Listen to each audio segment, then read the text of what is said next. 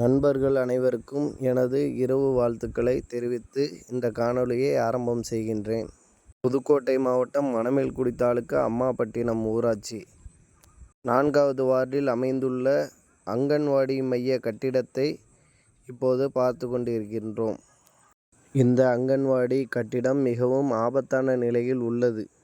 இந்த கட்டிடம் பழுதடைந்து சுமார் 2-3 வருடங்கள் ஆகியுள்ளது. இதுவரையும் இந்த கட்டிடம் தொடர்பாக எந்த ஒரு ஆய்வும், கட்டிடம் புதிதாக அமைக்க எந்த ஒரு அரசு ஆவணமோ வரவில்லை.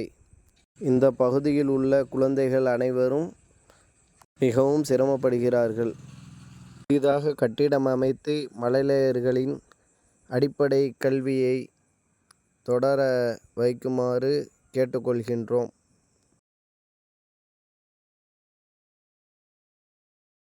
இந்த அங்கன்வாடி கட்டிடத்தை இடித்துவிட்டு புதிதாக கட்டிடம் அமைத்து தருமாறு பொதுமக்கள் சார்பாகவும் எஸ்டிபிஐ கட்சி சார்பாகவும் இந்த காணொளி மூலமாக கோரிக்கை வைக்கப்படுகின்றனர்.